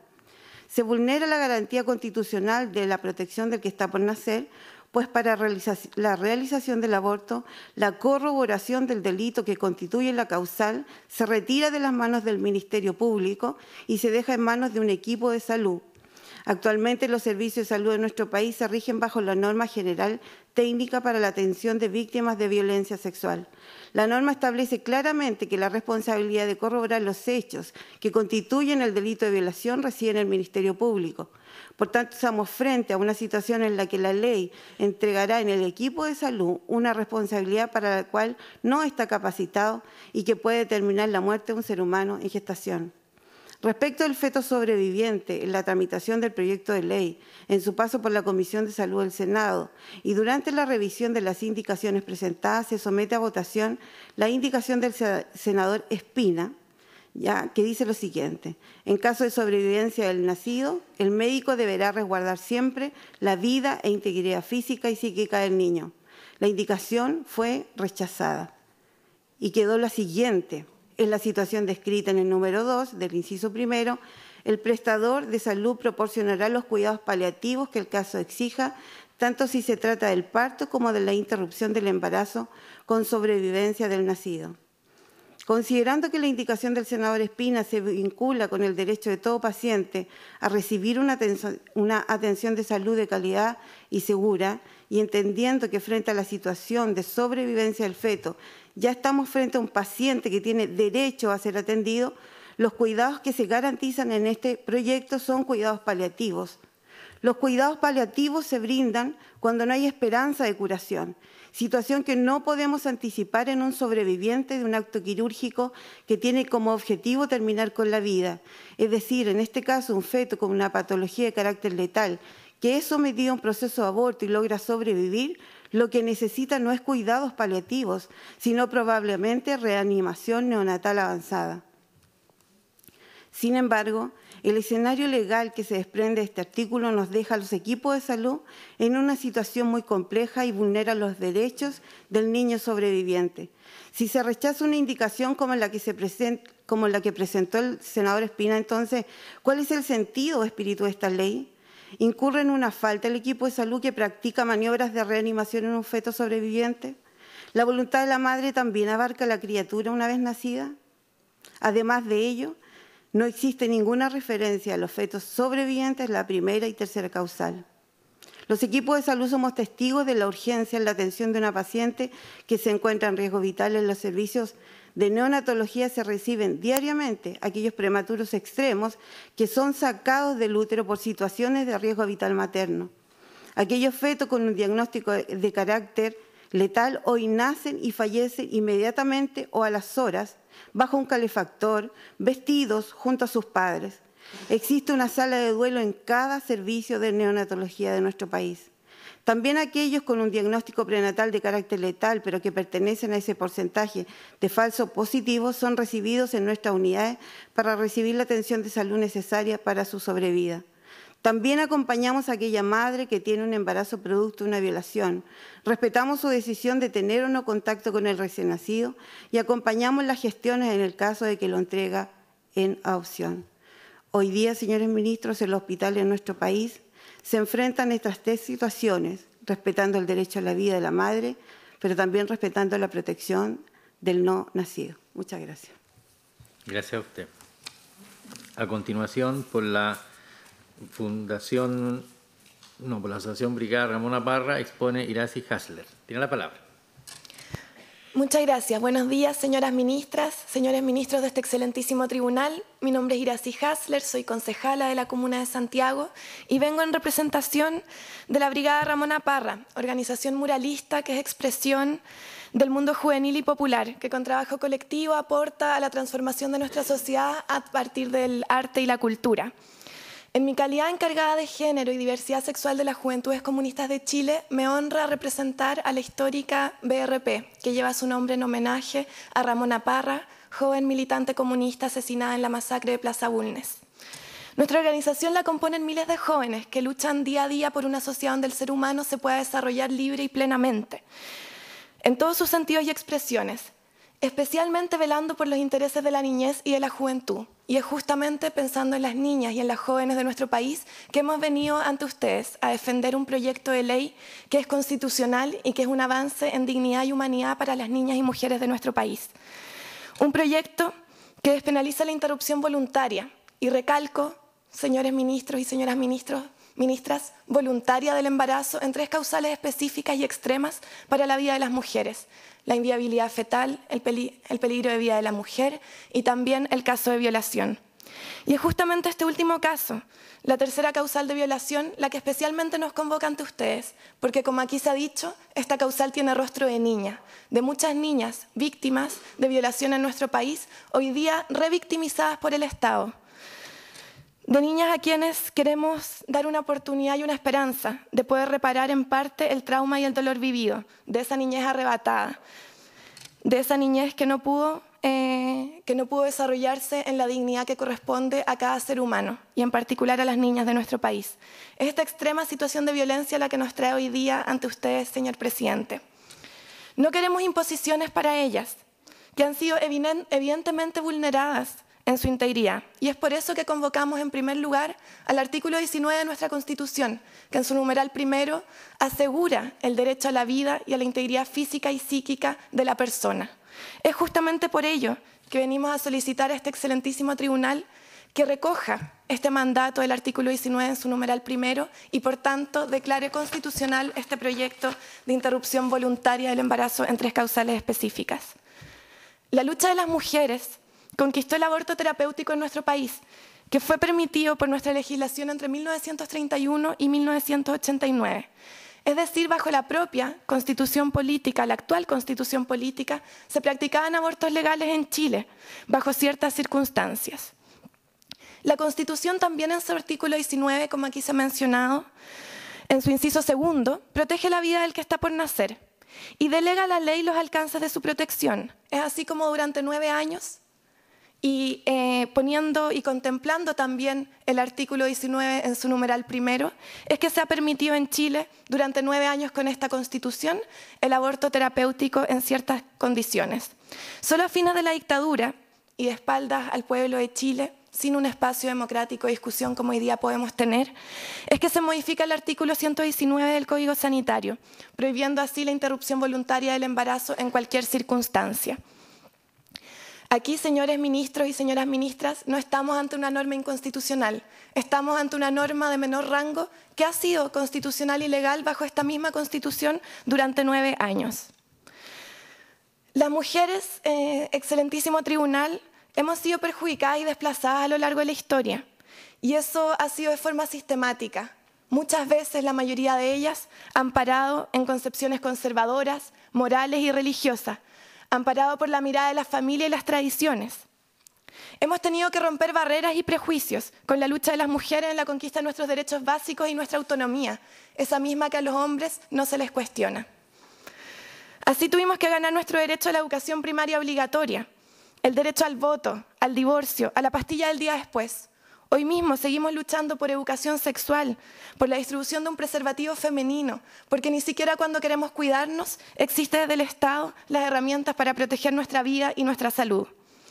Hoy luchamos también por la despenalización de la interrupción voluntaria del embarazo en 3 causales.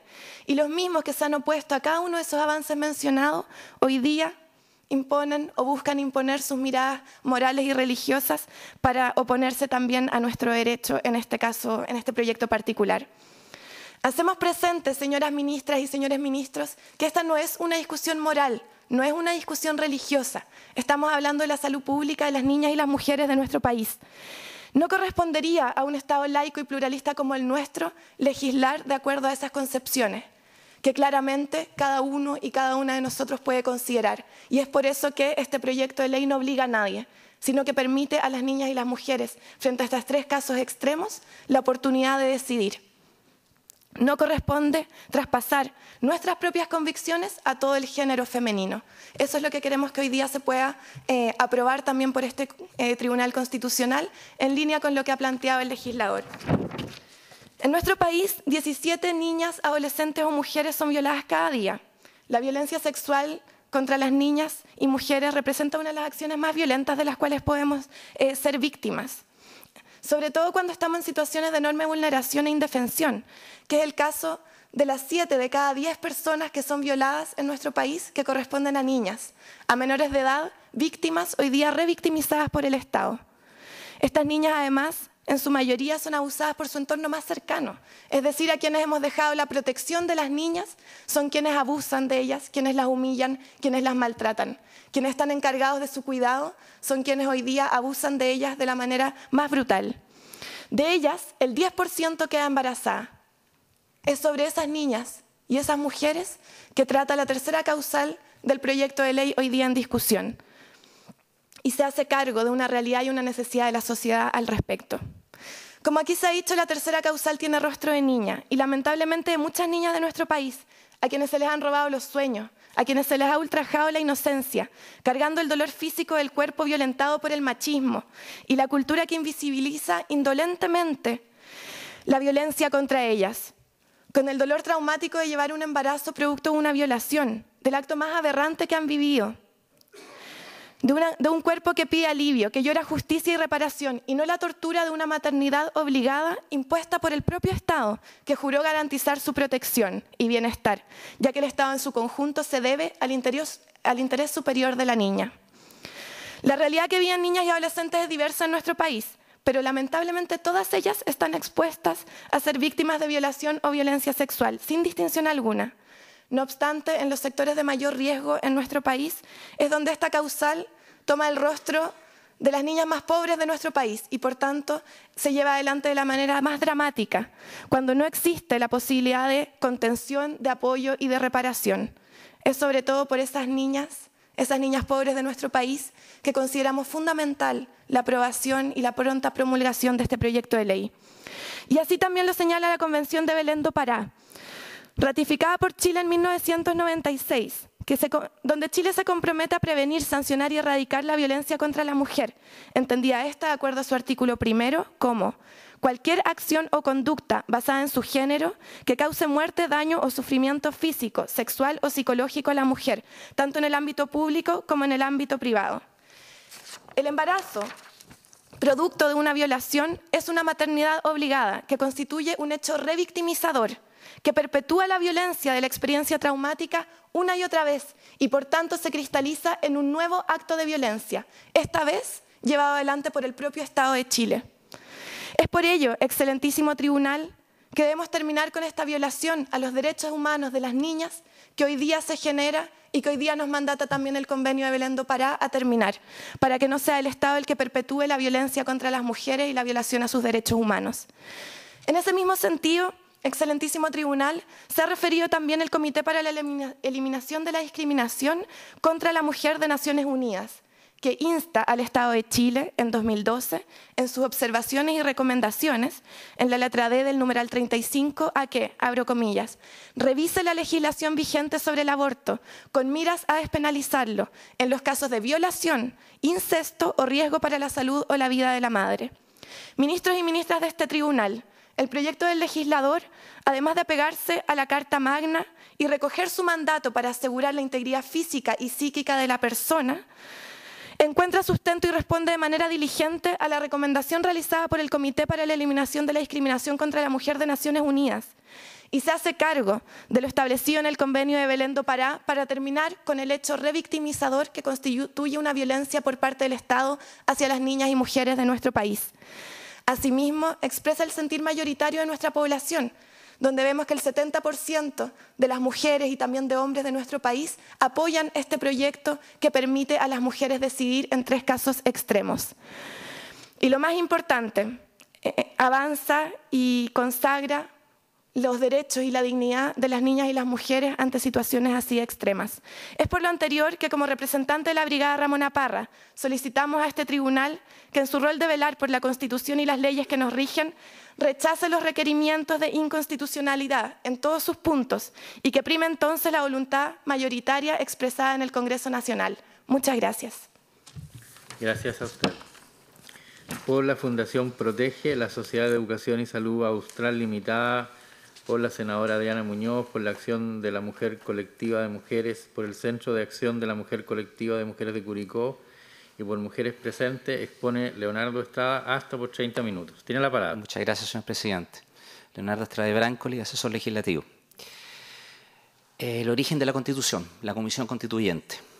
Como antecedente, de los 8 miembros, 5 participaron en la discusión del aborto terapéutico. Su presidente, Enrique Ortúzar, nacional, Jaime Guzmán, gremialista, Jorge Guayo,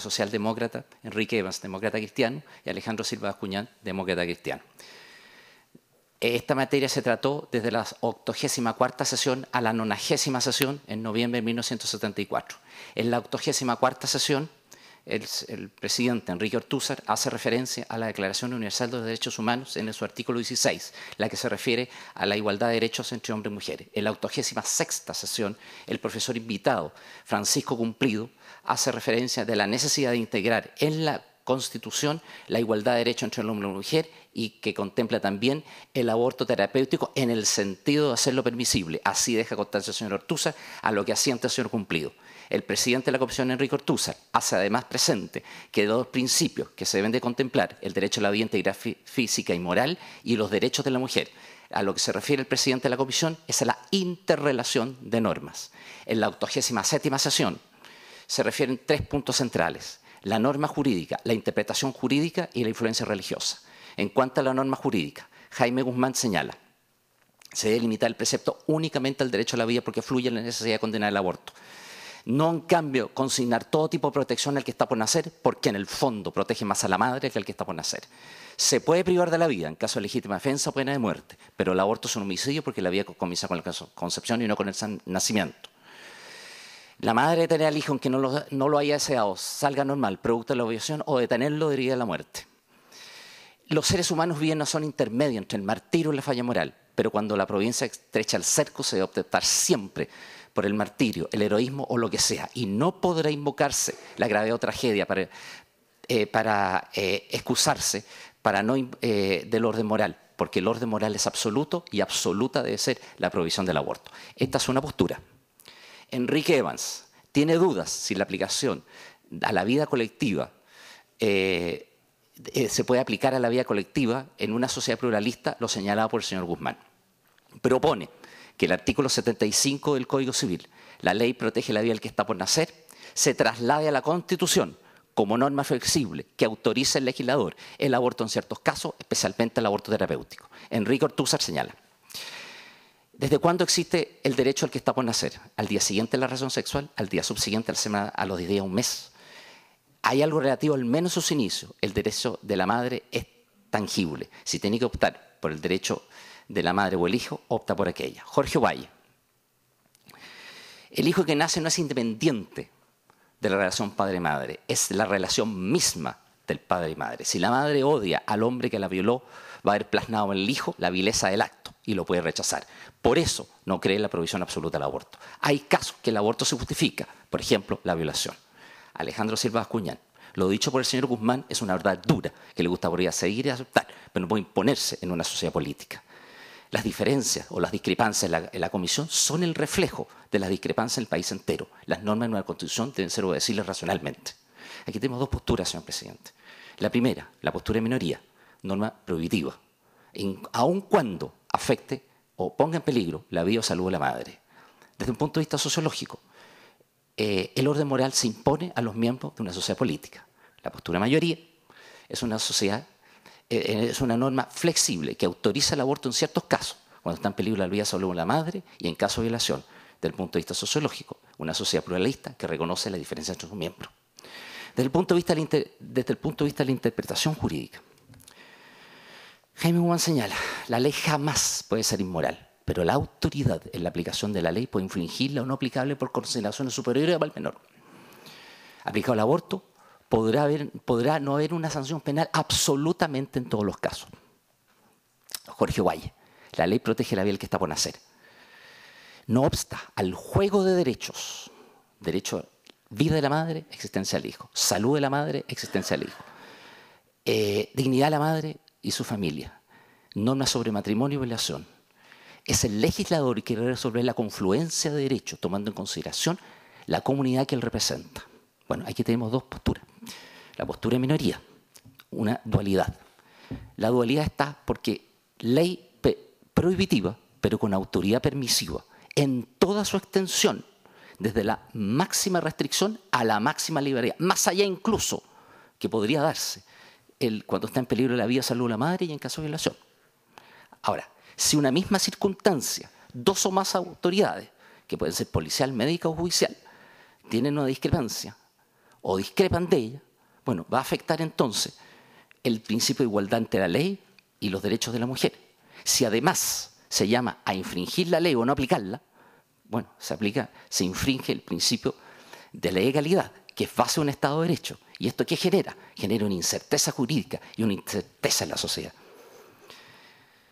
Si la excepción la establece la autoridad a su mero arbitrio, sin límite, ¿por qué no establecerla entonces por la propia ley, con límite y acotado? Eso es de lógica. La postura de mayoría. El juego de derechos es la interrelación de normas. Vale decir, derecho a la vida, a la salud, integridad física y psíquica. Esa es la interrelación de normas. ¿Y esto qué nos lleva? Necesariamente a la igualdad ante la ley, derecho de la mujer y principio de la legalidad. Y esto sí que nos lleva a la certeza jurídica y la certeza de la sociedad. La influencia religiosa. Jaime Guzmán. La religión es algo que no se puede imponer, pero la ley moral, conjunto de normas reveladas por Dios que ayudan al hombre a encontrar el correcto resultado, se aplica a todos los seres humanos, incluso respecto a aquellos que no creen en la familia, como el siglo de los hippies. Distinto es cuando cuando se está frente a la obligación de asistir a misa. Esa obligación la tienen solo los católicos, pero no para los no católicos. Enrique Evans. La fe religiosa decide en materia de aborto, pero no puede proyectarse en una sociedad pluralista. Sería ilegítimo si así fuera, porque tienen profundo respeto por lo que no tienen su fe religiosa. Enrique Ortúzar, la mujer frente al aborto terapéutico. Si su conciencia le dice que es aceptable, pero su religión le dice que es inaceptable, debe escoger, no es divisible. Si hay una materia que es difícil desprenderse de la creencia religiosa, es precisamente la realidad del aborto. Por eso dice que él es católico, pero no católico integral como el señor Guzmán. Y dejaría de ser católico porque está de acuerdo con el aborto terapéutico. Jorge Valle.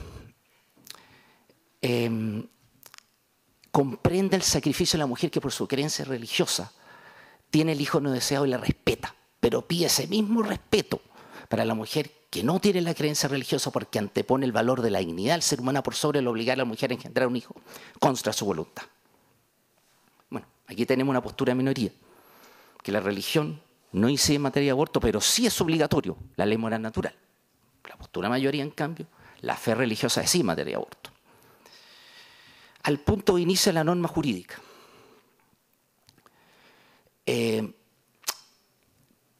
Esto se hizo al final, pero hay una réplica de Jaime Guzmán hacia Enrique Ortúzar. Comprende que el señor Ortúzar opte por la vida de su mujer, pero no hay dos derechos. El único derecho es el del hijo que está por nacer.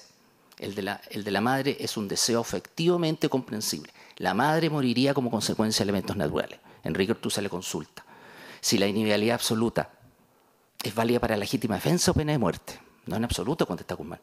Porque la legítima defensa, la persona a ser privada de la vida por un acto de otro, se la sanciona.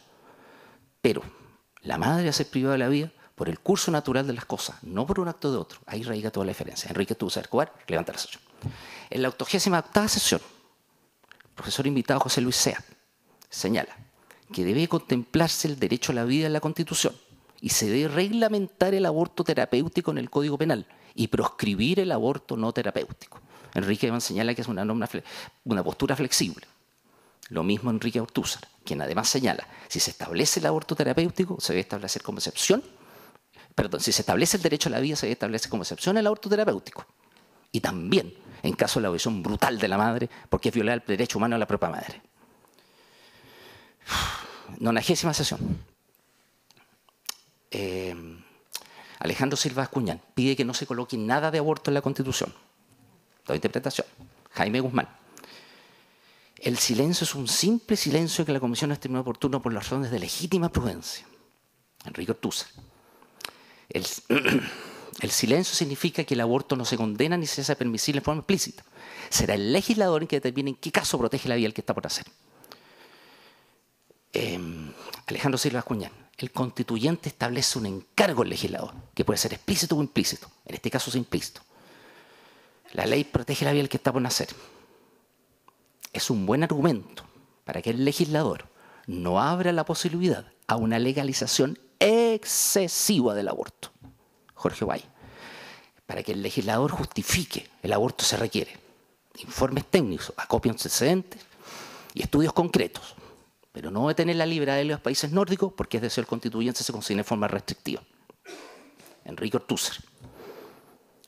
Si hubiese una violación masiva de un alumno en una escuela, o a su propia hija la violara un degenerado, un anormal o un delincuente, autorizaría el aborto en ese caso.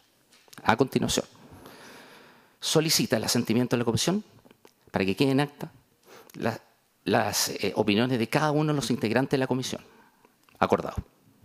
Jaime Guzmán interviene y señala: deja constancia su opinión contraria al precepto aprobado, que la Constitución no tome definición en esta materia. Deplora el desenlace del debate, que la Comisión y Constitución no tomen definición en el sentido que él ha patrocinado. No se pliega a ninguna interpretación de mayoría y lamenta haber quedado en minoría en un asunto tan importante, pero no va a asistir más en ello. El voto de mayoría, que no es unánime, pero es único, porque el voto de minoría es de rechazo al precepto aprobado.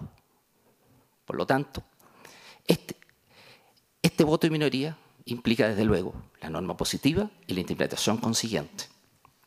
Ahora, este voto de minoría, por esas coincidencias o numerológicas o del día, se hizo en un 25 de noviembre. Y el 25 de noviembre es el Día de la No Violencia hacia las Mujeres.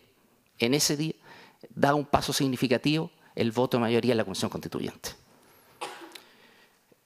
Si bien es cierto, en la 94ª sesión del 12 de diciembre de 1974 se aprobó la Ley Protege la Vida del Ser que está con nacer, en la 280ª sesión de la Junta Militar, 3 de septiembre de 1976, Miguel Schweitzer, ministro de Justicia, refuta y dice que es redundante, que no es necesario, que el que está por nacer tiene sentido.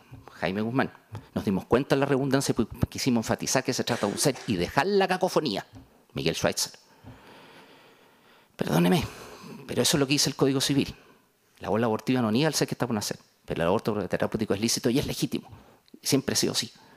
Y también lo hay en caso de violación de la madre. Y esto es algo que se va a legislar. Jaime Guzmán, frente a una interpretación así, la madre puede invocar el derecho a la vida e integridad de su persona. Da para que el legislador establezca esto como quiera. Augusto Pinochet. Al que está por nacer la ley lo protege.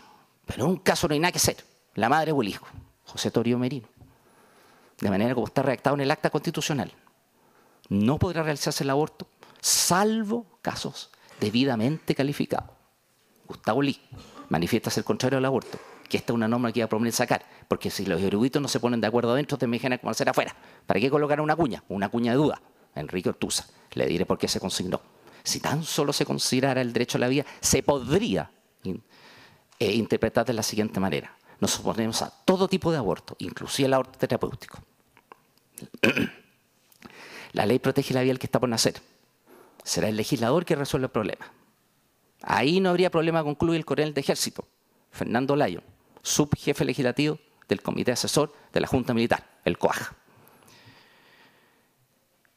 58ª, La Junta Militar tenía la potestad constituyente, por lo tanto está ratificando la 84ª sesión, la 86ª sesión, la 87ª sesión, la 88ª sesión y la 90ª sesión, tanto en su norma positiva con la interpretación consiguiente, porque tienen la potestad constituyente. Forman para este efecto al menos, forman un solo todo, y ese un solo todo el que da la fuerza vinculante. 58ª sesión del Consejo de Estado, 12 de diciembre de 1978. Enrique Ortúzar, que también es consejero de Estado, hace una relación de lo que la ley protege la vida del que está por nacer y el por qué se establece la norma. Juvenal Hernández tiene dudas si trasladar una norma de derecho privado a la Constitución puede dar lugar a debates e interpretaciones desaconsejables. Hubo comentarios de Pedro Ibáñez, Julio Filippi, Vicente Huerta y Juan Antonio Coloma. Puesta en votación, se aprueba el inciso primero propuesto por Enrique Ortúzar, 11 votos contra 6. El 6 de julio de 1988, el almirante José Toribio Merino presenta proyecto de ley, aplica las penas del aborto, las penas del homicidio, en modificación Código Penal. En ese momento la reacción era, se prohíbe la interrupción del proceso de gestación, salvo que indirectamente se ocasione la muerte del feto. Esa es la propuesta del artículo 119 en ese momento. Los redactores fueron el capitán de navío Rodolfo Camacho y el capitán de fragata Armando Sánchez, que después hace un informe técnico. 13 de enero de 1989, informe de la Comisión Conjunta. La primera Comisión Legislativa sostiene que existe el mismo valor jurídico del ser que está desde la concepción y el que ya nació. Y no se puede dar muerte a un embrión. Aprueba la regla legislar. Tercera Comisión Legislativa del general Rodolfo Stange, coronel Harry Grutenwald y otros. Es imposible equiparar la vida dependiente de la independiente. Y debe contemplarse, además del aborto terapéutico, el caso de la violación. Rechaza la vía legislar. Segunda Comisión Legislativa del general Matei, Miguel González Saavedra, comandante del grupo Pedro Canals, entre otros. Hay que ver las causas por las cuales se va al aborto. Cuarta Comisión rechaza la idea de legislar. Cuarta Comisión Legislativa del general de armas, Javier Salazar, coronel Ricardo Sureta Cafarena, Marcela Osben, Luis Ducó, Vasco Costa, Javier Roseló. La rigurosidad de la ley solo fomenta el aborto clandestino. La tendencia mundial es a la despenalización. Rechaza la idea de legislar. Bueno, en la sesión del 18 de abril de 1989, el almirante José Toribio propone aprobar la idea de legislar, pero el general Fernando Matei sostiene que se debe estudiar la idea de legislar y vuelve a comisión. El 1 de agosto, el coronel Walter Mardones, en sesión de junta,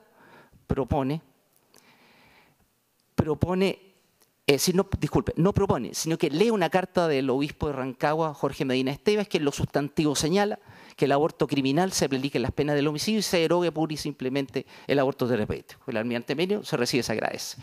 El 16 de agosto, la primera comisión legislativa propone: no podrá ejercerse ninguna acción directa destinada a provocar un aborto. Directa, decía en ese momento. El 17 de agosto, esta es la sesión clave.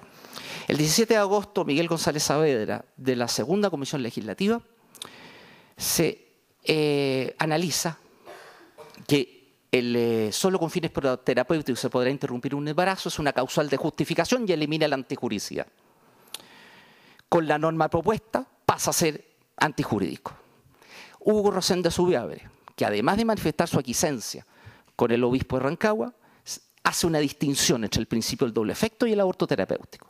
¿Qué significa el principio del doble efecto? Si para salvar la vida de la madre se ocasiona la muerte del feto, pero como efecto no querido ni buscado, eso es legítimo.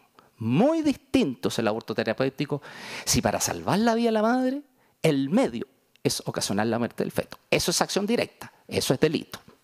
Entonces el general Fernando Matei pregunta: bueno, en un caso personal de mi mujer, mi hijo, o sea, venía un feto con grave malformación al riñón, iba a ocasionar la muerte de mi mujer. ¿Y eso sería delito? El general Santiago Sinclair le responde: eso es delito, eso es acción directa. Entonces el general Stange pregunta: ¿cuándo no es delito? Entonces Juan Giaconi responde: cuando, por ejemplo, la madre tiene un cáncer al útero, se le suministran droga, con toda seguridad va a abortar. Eso es un aborto indirecto. Ese sería el caso. Entonces, el general Fernando Matei dice: bueno, entonces hay que dejar morirse a la madre. El general Rodolfo Stange propone crear comisiones de ética en los hospitales para ver casos como el de la violación. En ese momento el almirante Merino dice: ¿hay acuerdo para legislar? Yo estoy de acuerdo. El general Santiago Sinclair también está de acuerdo, pero el general Stange le responde: no así de tajante, no, almirante. Entonces le responde el almirante: pues hace un año estamos en esto. Entonces el general Matei le dice: bueno, no presiona al general Stange. No estoy presionando, solo estoy preguntando, le contesta Merino. Por posterioridad, el general Matei se refiere a ¿cuántos son los abortos en los hospitales? Y le responde Giaconi: hace 21 años que no se realiza en el Hospital de la Católica, 8 años que no se realiza en los hospitales públicos, pero en las clínicas privadas sí se hace. ¿Cuántos son los abortos? Al año? 100.000 contesta Merino. 22. ¿Y cuántos llegan a los hospitales?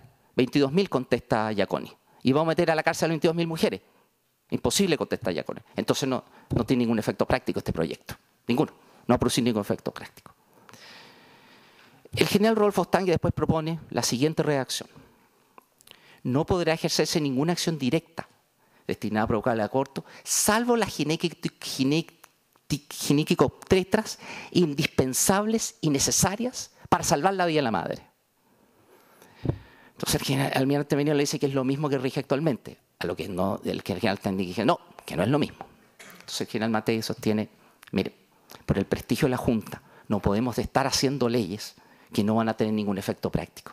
Estamos haciendo lo mismo que hizo el arzobispo de Valparaíso, referencia a Milota Covarrubia, cuando prohibió los bikinis.